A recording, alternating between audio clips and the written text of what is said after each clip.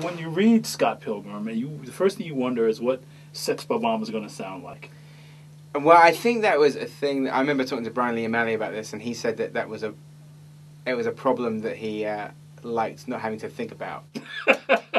So he never had to worry about what they sounded like. And actually, so he didn't give you any. He didn't say it was like a post-punk kind of a thing, or he didn't give you any real indication on what it sounded like. Not really. I think he didn't want. He actually didn't want to think about it too much. And occasionally, I'd send him bands saying, and you get an image just from the drawings of what Sex Bomb might sound like.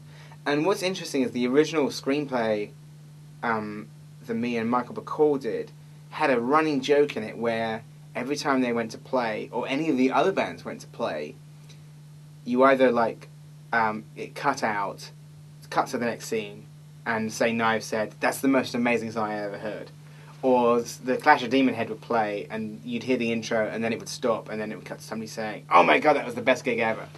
And even to the point where there's the big kind of sonic face-off between two bands, that the sound would get so loud that it would cut out, and so you'd be watching it in silence. And that was something we had there at the start, and then we got amazing people to do the songs. And then when we heard the songs, it was like, I don't know if I like this gag anymore. I think we need to hear it. And I like the fact, what I like about the film is that in some parts it starts to become like a musical. The fights are like production numbers, and then there are musical set pieces, and some of the fights are musical. Like 2 of the fights are a musical face-off. Sure. And,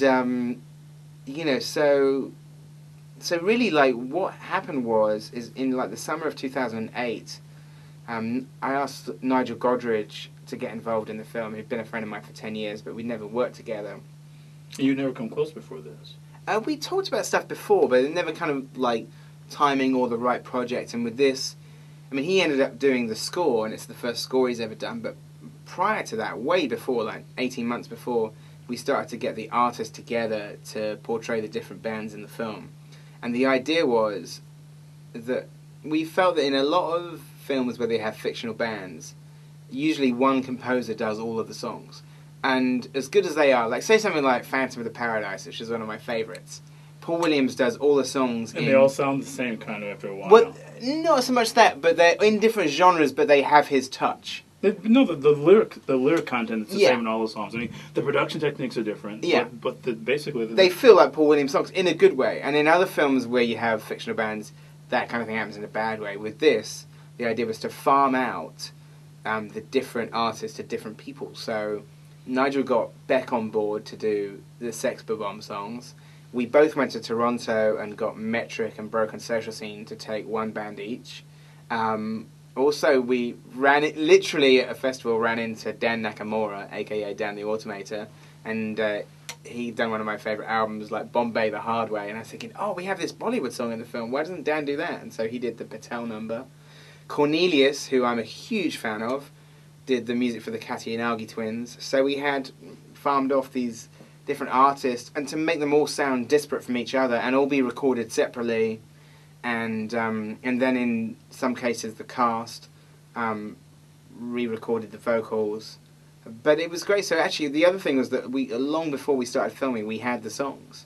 So Beck actually recorded 17 songs in about 72 hours. Wow. 8 of which are in the film, and some of which, one of them, there's an acoustic song called Ramona, and you hear Beck's version of it, and I think the one that's in the film is his first take.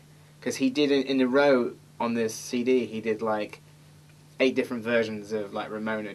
And I listened to it as I think he's making this up as he goes along, and it's beautiful. It's just completely raw, just him and an acoustic guitar just strumming this kind of oh, how do you make a song out of one word? The joke being that the only lyric is Ramona.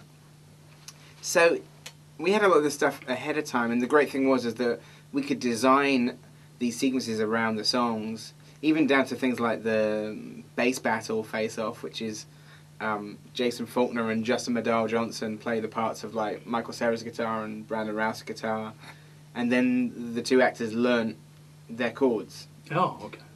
So then they're playing that. But what was kind of unusual about that is that, over the course of editing, a lot of things change, but some sequences that were set to a song never changed, because it's And it has So a sort that was kind of a relief to have the songs before you started, just because they kind of dictate to some extent how you want to play the scenes out. Yeah, and in some cases things changed in terms of, the first song that you hear Sex Bomb playing was designed in the title sequence to be a lot shorter.